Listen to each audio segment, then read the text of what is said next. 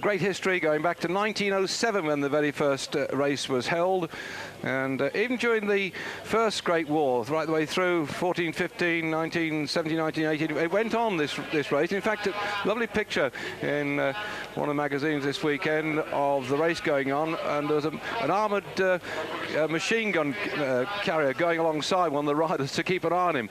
So they raced right the way through that First World War as well. Here we go again, my goodness, the action here, looking back over his shoulder, and that is really blown into part at the moment then, and that is Eric Boyer, and has Eric Boyer managed to get away this time? So Eric Boyer it is, switching up now on towards the Poggio climb. Chosen the right time to go at the front. So still Eric Boyer, let's wait till the camera moves back up the slope. This is the Poggio climb. And there he is looking back down on this difficult part of the course when legs are tired, because we started this morning at 9:30 Central European time. It's now 4:30 Central European time. So on my quick calculation, that's something like 7 hours and plus 7 hours and 5 minutes or so they've actually been in the saddle. It's a somewhat slower race this year. The record is in fact held by Gianni Bugno, 6 hours 25 minutes and 6 seconds. He set that up in 1990 and beat the great Eddie Merckx record that Eddie had held at 44 kilometres per hour. The average was 45 kilometres per hour for Bugno. That's some 28 miles an hour, but not that sort of speed today, but still intense racing on the Poggio. This will really split them. Look at the gaps coming now, and desperation setting in further down the climb. Boyer looking extremely comfortable for the Z squad. Cameraman getting the best of the action, but I'm sure the commissaires will move them on shortly. They've got to get those cameras out of the way before the descent the other side, and so he doesn't in any way assist the... back comes Yekimov, ploughing his way up here. He's looking back, I think, to see where Fondrius has got to. He's just working at the moment as a domestic, and it looks like he's got Muzio on his wheel as well for Lotto. Great sprinter, Muzio, and that would be danger, I think, if Yekimov towed him right toward the top. So all he's got to do is nullify Boyer. Just grab him now, and I think he's about to do that, although as he eases again, it's Ariostir and it's Argentin putting on the pressure at the front. Argentin looking extremely comfortable, moving away there at the front of this pack, and with him then is Stefano Calaja of the Mobili team. Stefano Calaja just behind. There's Argentin. Calage. Argentin looks extremely worried, I think, at the moment. He can't break this field up, and one by one his teammates seem to have disappeared under the pressure, and they pull back Boyer on that sharp hairpin. Anybody else can have a go, and it's Argentin has decided not to wait for the sprint. He's rocketing off the front. This is the move by Argentin. Can the rest match his move? Can the rest stay with him? Argentin then going away at the front. But no, he's being pulled back.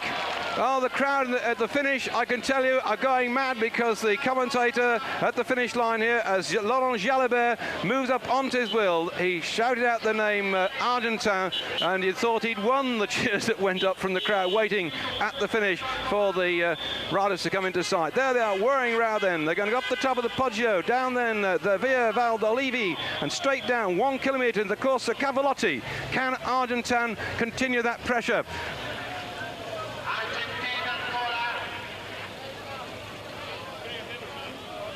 Well, he's not been able to break that field at all, and that could well have taken some of the sting out of his legs. So Argentin...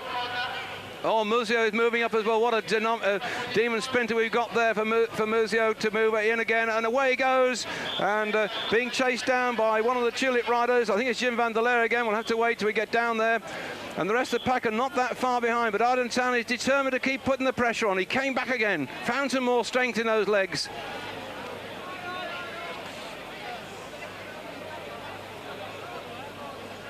This, the first round of the World Cup. Argentin. There we are, already 6 victories that he's had so far this year. Past world champion.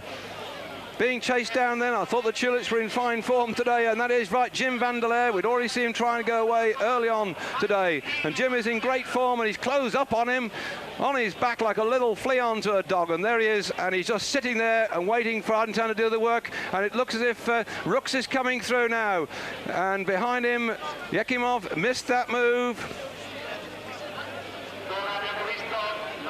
It has absolutely broken apart the seams, and Jim van der Leer has gone as Argentan has put in another attack. This man is formidable. He's got the power, he's got the pressure, he's got the few yards lead on Jim van der Leer. Look at that, almost nonchalantly looks back to see Raul Alcala coming up as well. Sorensen sitting on Alcala's wheel. Rooks back there in the red, white and blue. Still Argentan, and the crowd, the tifosi as they call it, going absolutely mad. Great supporters of wheel sport. I've been out on the San Remo car rally as well a few years ago, and I can tell you up there in the mountains through the night, they come out at all hours of tifosi and cheer the cars on through. And here in cycle racing too, look at the state of that road. They've written Muñoz's name there, the world champion who won this race in 1990, but he isn't going to do it this time unless he can get up with that pack and sprint past this man on his own at the front. Marino Argentan.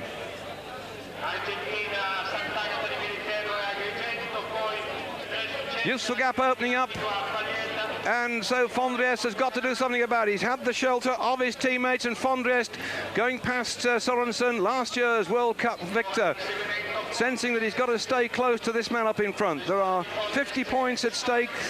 There are only the top 12 riders are going to get points now. Last year it went down to 15, and the winner got 25 points, but in fact this time, and there's Kelly in there as well, in the blue. Sean Kelly, previous winner of this race. What a finish we're going to have. The firemen are behind, pumping on the coals to try and catch Marino Argentan in front. Anybody with anything left in his legs wants to get within a shouting distance of this man on the descent of the Poggio. It'll be 1 kilometre of the flat at the bottom. And those big sprinters behind, there's still some men prepared to try and jump across that gap, and Argentan knows he's got to keep going. He can't ease back for 1 single second now. He's shown his power on the Poggio, and he's now got to go eyeballs out for the finish. So he just got a lead of 8 secondi, as they're saying over the PA here. That's 8 seconds from my days in Italy, on the other side of the leg of Italy, actually in Trieste in the army. What a few days elsewhere. Saw the jolly old Tour of Italy, one of the squaddy, and got attracted to cycle racing from way back then. 8 secondi. And there we are, more of the beautiful greenhouses with the flowers in, but no time to admire the scenery. Sweeping around yet another of those bends. This breaks the rhythm up, and the rest of the pack, that's quite considerable. There must be about another 20 riders still in there. Fondriest coming through first. Looks back, finds Sorensen. Looks back, finds Kelly there. Kelly into a 4th spot on the road at the moment. Yet again, another of those bends, and Argentan will be able to look across, and he's putting in a big gear.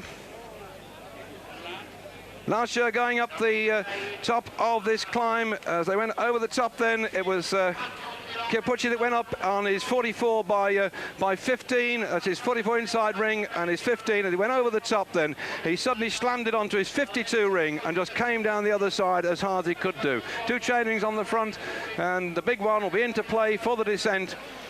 But you've got to leave something just in your legs. That little bit must still be there in case they come up. But he's trying to keep away. Look there, I'll see the chain on the outside of that ring. Marino Argentan.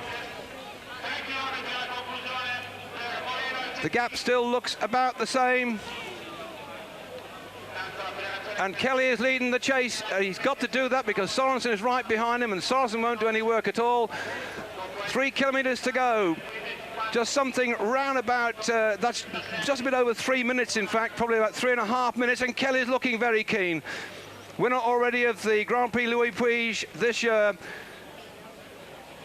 And look at Kelly rocking out the saddle. He looks like he's going away from Sorensen. Sorensen can't close the gap, but a wonderful shot by helicopters got them all going in all directions, snaking down this slope. Every man trying to get in there because there's vital points and a lot of money at stake as well. And 15 seconds, it's grown from the 8 as he came off the top of the climb.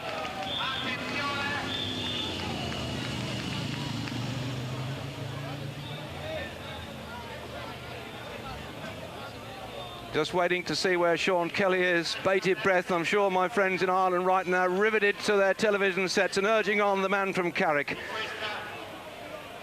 One of the oldest men in the sport, and he's still got all that exuberance, and of course with two young twins to feed as well. I'm sure that he's going to try and get in there, win this one, get some more money. Sean, a brilliant competitor. In fact, his young son's named Nigel after Nigel Mansell, who showed the way to fight back yesterday when Nigel Mansell in the Mexican Grand Prix set up the fastest qualifying time in the first round when he came out with about 3 or 4 minutes to go and really showed what an expert he is on 4 wheels. And we're watching experts on 2 wheels.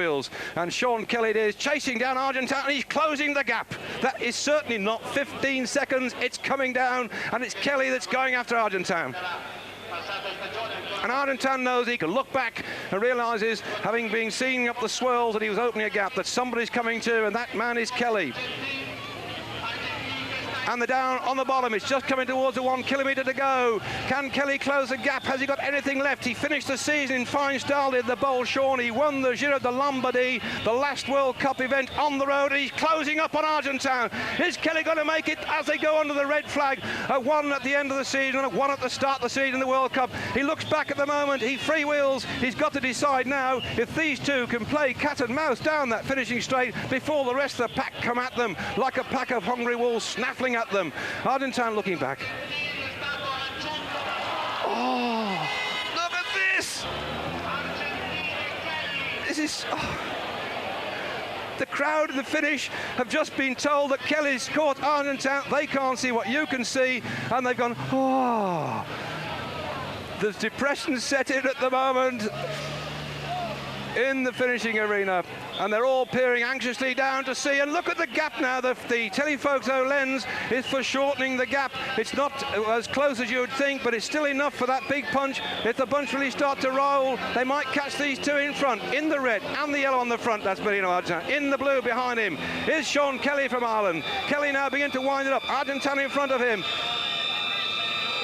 Swinging round the corner, the crowd now can see that they're man is on the front. The Italian versus the Irish, and he cuts across Kelly, but down goes the crash behind. One of the Motorola boys has gone down with the bang. I think Fondris has gone as well. Kelly's going away. Kelly's going to get it. Kelly gets it. Sean Kelly, the winner of the 83rd Milan-San Remo. What a way. 6 hours, 26 minutes and 23 seconds of racing, and Kelly is back with a bang, and this lot are down likewise with a bang. And yes, I thought it was Motorola that bit the dust. Bad luck for them, but good luck for the Irishman himself. Well, I don't know how the rugby's going on, Ireland versus France in Paris, as in comes Anderson and the rest of the pack being told to move out of the way. Let's look back at this sprint, and a moment of glory from the man from Carrick on shore. Right now the Guinness will be flowing amongst my friends of it. Oh, Dan is really pleased with this one. His father-in-law, a great character, and his family too. Lovely people. Well, I'm a great Argentan supporter, but he just hadn't got the legs after that. And what a brilliant ride by Kelly. Caught him back, and in the sprint went past effortlessly. Let's look back in the distance to the crash. Certainly one of the Motorola riders hitting the deck and taking down another of his teammates too. And it wasn't Fondris who dropped. In fact, Fondris is still upright, coming in as they go down on the far side as well. That just shows you the problems of sprinting, how these men take the life into their hands. Kelly, arms aloft, savours that moment of victory. That's nasty because they've gone straight into the edge of the barriers. You may remember the coverage which we had of the Tour de France last when Abdul Japarov came down with a big bang in the Champs-Élysées in a similar collision with the barriers.